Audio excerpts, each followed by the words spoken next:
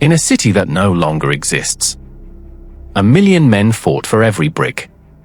They weren't just fighting for victory.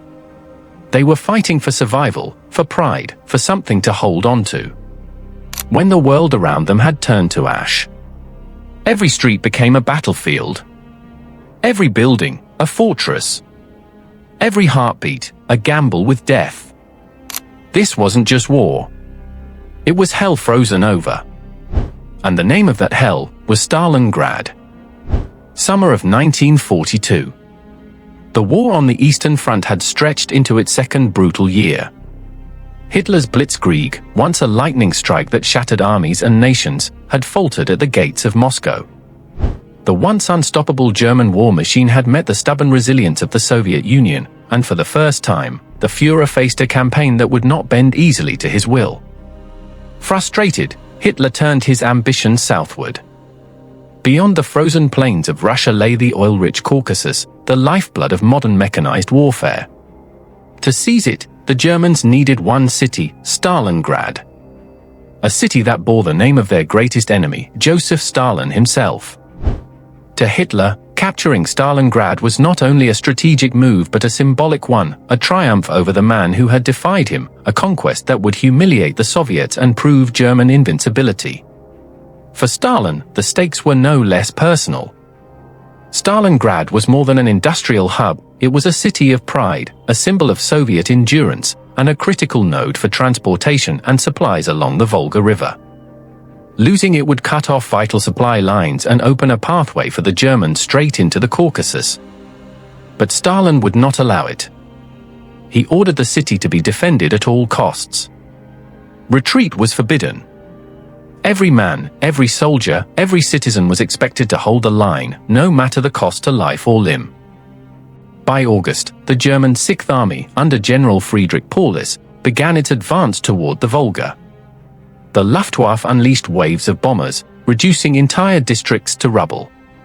Smoke rose like a black tide, and the cries of the dying mingled with the roar of artillery. Tens of thousands of civilians perished in the initial bombing alone, yet the Red Army refused to surrender.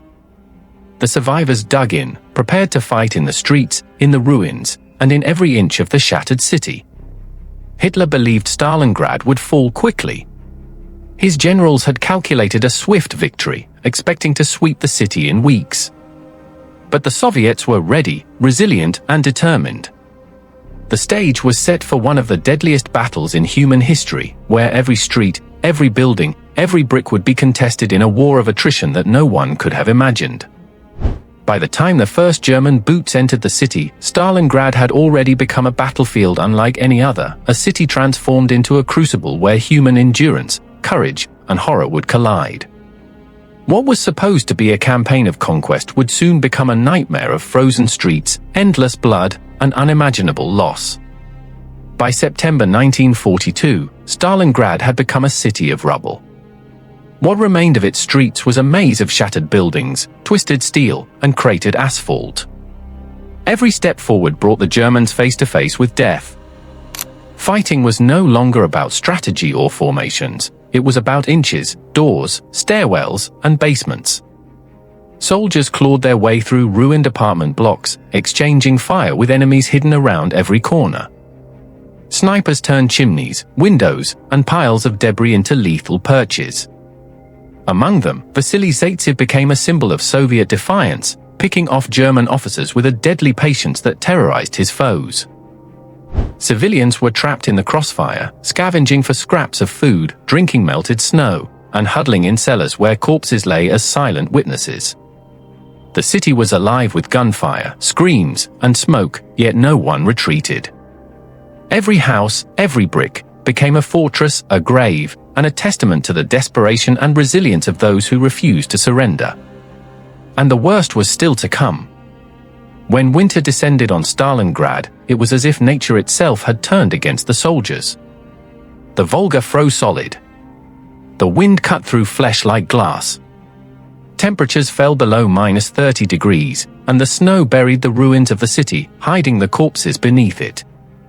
The German Sixth Army, which had once marched across Europe with confidence and precision, now found itself trapped in a nightmare. Supply lines stretched too far, and Soviet artillery severed the last lifelines from the west. The Luftwaffe tried to keep them alive by air, but what could a few scattered crates of food do against an army of 250,000 men? Inside the ruins, rations ran out. Soldiers boiled leather belts, ate frozen horse meat, even scraped flour from the floors of bombed-out warehouses. Frostbite took fingers before the enemy could. In the hospitals, if they could still be called that, men lay side by side on cold concrete, their breath forming clouds of despair in the air. The Soviets, too, suffered, but they had adapted. They were fighting for home, and they knew how to survive the Russian winter. For the Germans, this cold was alien, merciless, and absolute. Fuel froze inside tanks, guns jammed, and even morphine turned solid in its glass vials. The nights were endless. In the dark, both sides could hear each other, the coughs, the cries, the scraping of boots on snow. Death was close, constant, familiar. The Soviets tightened their grip. Day after day, artillery shells rained down. Each explosion sent shockwaves through the frozen ruins, shaking loose the last remnants of the city. German officers pleaded for retreat, but Hitler's voice thundered back through the radio. The Sixth Army will stand fast. Stalingrad must be taken. But there was nothing left to take. The city was a graveyard. Men stopped fighting not because they were cowards, but because they had nothing left to give. Their bodies refused to move, their minds shut down under the weight of hunger and cold. Letters home were filled with quiet resignation. Some wrote about the frost that wouldn't leave their boots. Others spoke of dreams, dreams of warmth, of home, of food that no longer existed. Many never finished their sentences. In the Soviet trenches, things weren't much better. Food was scarce, ammunition short, and the cold bit through every layer of clothing. But their resolve was unbreakable. They knew what was at stake. Losing Stalingrad meant losing the war. As December turned to January, the line between soldier and corpse blurred. The living stepped over the dead to take shelter. The battlefield had become a frozen tomb. And yet, the fighting continued. Because by then, Stalingrad was no longer about victory, it was about endurance. Who could outlast the hunger, the cold, and the fear? Who could survive the end of the world? November 19, 1942. The dawn was quiet, too quiet. Then the earth began to shake. From the north and south of Stalingrad, the Red Army unleashed a storm that would change the course of the entire war. It was called Operation Uranus. In freezing winds and blinding snow, Soviet tanks and infantry surged forward, not against the German elite in the city, but against the weaker Romanian and Hungarian divisions guarding their flanks. Within days, those lines collapsed like glass under a hammer. Columns of Soviet armor raced westward, closing the jaws of a massive trap. By November 23, the circle was complete. The German Sixth Army, more than 250,000 men, was surrounded. They were cut off from supplies, reinforcements, and hope. What began as Hitler's great triumph now became his greatest disaster. When news of the encirclement reached the Führer's headquarters, he refused to believe it. Hitler declared that the Sixth Army would stand firm. They will fight where they are. The Air Force will supply them. But reality was merciless. The Luftwaffe could deliver only a fraction of what was needed. Fuel, food, and ammunition dwindled by the hour. Inside the frozen ruins, despair spread faster than frostbite. Soldiers rationed crumbs of bread and melted snow for water. Horses were slaughtered, not for transport but for meat. Officers struggled to maintain discipline as men stared blankly into nothing, too weak to fight, too numb to care. Letters home turned from hope to confession. "Mother," one soldier wrote, "we are finished. There is no escape. Only snow and silence." General Friedrich Paulus, commander of the Sixth Army, begged Berlin for permission to break out while it was still possible. But Hitler's orders were absolute: no retreat. Not a step back. He promised that relief would come from the west, Operation Winter Storm, but that rescue force never broke through. As December passed, the circle around Stalingrad grew tighter. Soviet artillery thundered day and night. Each shell marked the slow death of an army once feared across Europe. Men burned their last maps for warmth. They ate soup made of wallpaper paste. Some even prayed for a bullet to end the suffering. By January, the German forces had been split into two pockets, both starving, both beyond saving. Paulus was promoted to Field Marshal, a cruel gesture from Hitler, who expected him to take his own life rather than surrender. But Paulus didn't die. He refused to give his men one more corpse to follow. On January 31, 1943, Soviet troops stormed the command bunker beneath the ruins of a department store. The once proud general, pale and exhausted, surrendered. Around him, tens of thousands of soldiers laid down their weapons. In a final radio transmission to Berlin, a German officer's voice trembled through static. "The Russians are at the door. We are destroying our weapons. This is the end." And with those words, the fate of Stalingrad and of Hitler's empire was sealed. February 2, 1943. After 163 days of unrelenting battle, the guns of Stalingrad finally went silent. What remained was not victory, not defeat, but desolation, a city reduced to rubble, buried beneath the snow, and soaked in the blood of more than 1 million men. In the shattered streets where factories once roared, only silence remained. The proud Sixth Army of Germany, once the spearhead of Hitler's conquest, had ceased to exist. Of the 300,000 soldiers who entered Stalingrad, barely 91,000 survived to surrender. They emerged from cellars and ruins like ghosts, frostbitten and starving, their faces hollow, their eyes emptied of everything human. The Soviets gathered them in endless columns. The march into captivity began, miles upon miles through the snow, past the ruins they had once sworn to conquer. They trudged forward in tattered uniforms, many collapsing along the way, too weak to lift their feet. Those who fell were left where they lay, the white snow swallowing them as it had so many others. Only a fraction would ever see home again. Of the tens of thousands taken prisoner, fewer than 5,000 returned to Germany years later. The rest perished in Soviet camps from disease, hunger, and exhaustion. For them, Stalingrad did not end in February 1943, it lingered for years, in the slow death of captivity. For the Soviets, the cost was equally staggering. Their victory had been bought with over 1 million casualties, soldiers, workers, civilians, all swallowed by the Inferno. Entire neighborhoods were erased, entire generations scarred. The Volga River, once the city's lifeline, was now a graveyard beneath the ice.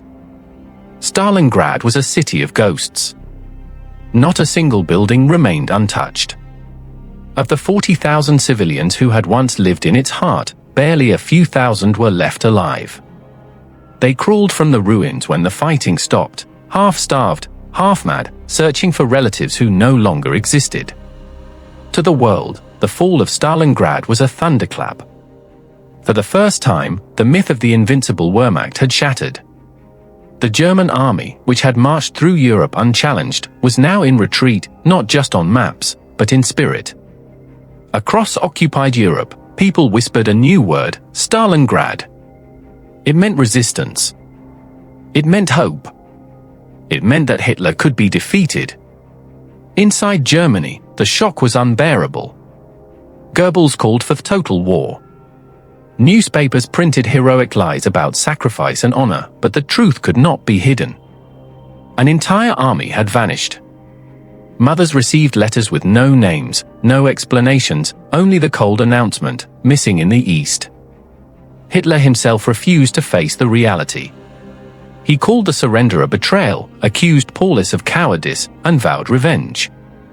But deep down, even he must have known, the tide had turned. From that moment on, Germany was no longer advancing, it was bleeding, retreating, falling apart piece by piece. For the Soviets, Stalingrad became legend, the symbol of defiance, of endurance, of a nation that refused to break. The Red Army's victory at Stalingrad marked the beginning of the great counteroffensive that would, 2 years later, end in Berlin. But the triumph carried a shadow. Those who survived carried memories too heavy to speak of friends frozen in the trenches, of nights filled with screams, of the smell of burning flesh in the snow. A Soviet nurse recalled, "When it was over, I looked around and realized there was no one left to cheer. Only silence. Only the wind." The city would take years to rebuild. Factories would rise again from the ruins, and life would eventually return. But beneath every foundation lay bones, soldiers, workers, children, all buried together in the same frozen earth. Stalingrad was not simply won. It was endured. It was suffered through, minute by minute, day by day, until there was nothing left to destroy. The aftermath was not a celebration, but a question: how far can humanity go before it ceases to be human? In the ruins of that city, the world saw both the best and the worst of itself, the unbreakable will to survive, and the unimaginable cruelty of war. For the soldiers who lived through it, the word Stalingrad would forever echo in their dreams, a place they could never leave behind. And for the world, it stood as a warning carved in stone and blood. That victory bought with so much death is no victory at all. When the smoke cleared over the ruins of Stalingrad, the world was no longer the same. The battle had ended, but something far greater had begun, a shift in the course of history itself. The defeat of the German Sixth Army was more than a military catastrophe, it was the breaking of an illusion. For years, the Wehrmacht had seemed unstoppable, marching across Europe with near-mythical precision. But Stalingrad exposed the limits of even the most disciplined army. From that moment on, the tide of World War II began to turn. The Red Army, hardened by months of street-to-street combat and brutal winter, seized momentum. Soviet forces pushed westward relentlessly, setting the stage for a counteroffensive that would eventually reach Berlin. Yet the cost was staggering: over 1 million dead, countless wounded, and a city flattened beyond recognition. Stalingrad became a symbol, not just of Soviet endurance, but of the unimaginable human cost of modern war. Soldiers, civilians, and children alike had been consumed in the flames. Victory and survival were measured not in territory, but in endurance. Even today, Stalingrad reminds the world of a simple, devastating truth: courage and resilience can endure even in the face of unimaginable horror, but the price of war is always paid in human lives.